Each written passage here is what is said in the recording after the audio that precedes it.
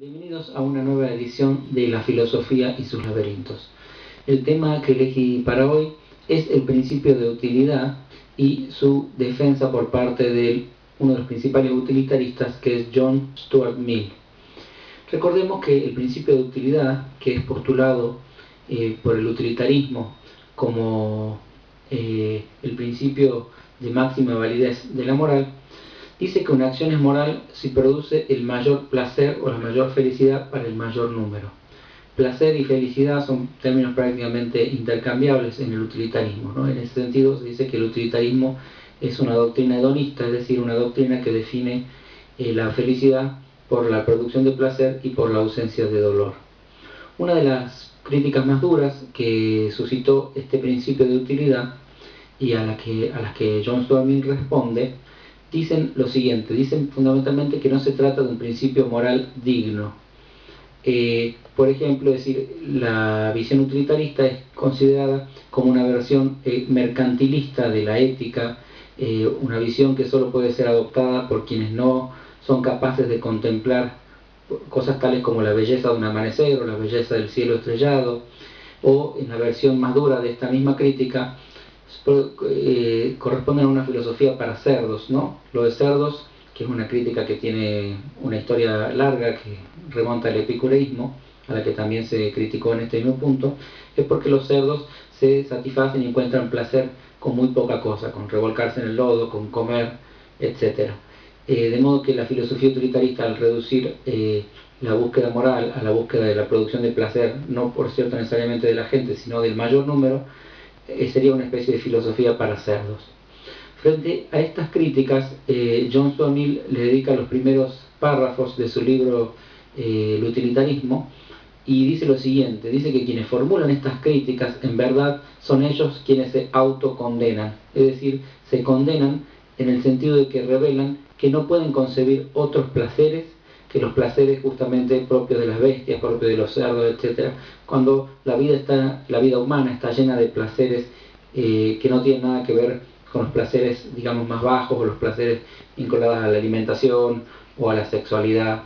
etc. Así, por ejemplo, justamente la contemplación de un cielo estrellado o de un amanecer nos despierta efectivamente placer, nos produce belleza, y no está en absoluto no contemplada en el principio de utilidad y en la caracterización antropológica que hace el utilitarismo. De modo que en verdad hay placeres que son elevados y hay placeres que son menos elevados, y sobre esta distinción va a hacer bastante hincapié John Stuart Mill. Para ello, en realidad, una de las tesis que sostiene para defender esto primero es la siguiente. Dice que a medida que más complejo es un ser y más evolucionado, de alguna manera podríamos decir, sus necesidades son más complejas, sus necesidades, por lo tanto también es más compleja su satisfacción. Y en el caso del hombre, aquello que satisface a animales como un cerdo, no lo alcanzan a satisfacer. El hombre tiene otro tipo de necesidades y por lo tanto busca otro tipo de placeres. Eso es lo que justamente no es tenido en cuenta por los críticos del utilitarismo en este punto, según Stuart Mill. Así, él va a defender una tesis polémica, pero importante a la vez, que es esta distinción que decíamos entre placeres superiores o más elevados y placeres inferiores o menos elevados. Como desde el punto de vista empirista y en general, casi desde cualquier otro punto de vista, es imposible medir qué placer es superior a qué otro, dada la naturaleza subjetiva del placer, dado que el placer es algo fundamentalmente que se siente. John Stuart Mill va a apelar a un criterio bastante innovador, que es postular las nociones de jueces competentes que van a decidir qué placeres son superiores a otros, qué placeres son en cierto sentido más placenteros que otros. Para ser un juez competente se trata, por cierto, de un experimento imaginario, ¿no? Para ser un juez competente en esta materia, dice John Stuart Mill, estas personas tienen que tener como requisito el haber experimentado tanto placeres mundanos, digámosle así, como placeres de los llamados superiores, que son fundamentalmente los placeres del conocimiento, los placeres morales mismos, en el cual seguramente hablaremos en otro video, y en fin, y los placeres de la imaginación, por ejemplo, al crear una obra artística o al ser espectador de una obra artística, ¿no? Son de los placeres específicamente humanos que Mill defiende que son más importantes que los demás, sin desdeñar, por cierto, los placeres mundanos que hacen al orden de nuestras necesidades más vitales, ¿no? Entonces estos jueces competentes tienen que tener la experiencia de haber tenido, por ejemplo, de haber formado parte de una buena mesa donde se comió y se tomó muy bien, y a la vez poder justamente hacer cosas como leer o eventualmente escribir libros importantes. Dice John Stuart Mill que de esta encuesta imaginaria, dice que la mayoría, si no todos los jueces competentes elegirían, si tuvieran que elegir entre unos y otros, elegirían los placeres llamados más elevados.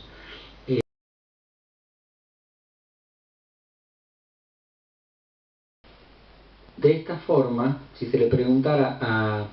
a un sabio si aceptaría, una persona que por lo menos experimentó ambos tipos de placeres, si estaría dispuesto a sacrificar los placeres intelectuales, por ejemplo, no poder leer nunca más un libro o contemplar un amanecer, etcétera, a cambio de mejorar los otros placeres,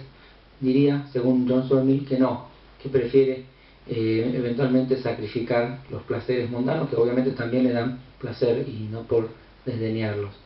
De esta forma, John Stuart Mill trata de defender dentro de un marco utilitarista el hecho de que el utilitarismo es una visión que contempla los placeres elevados y que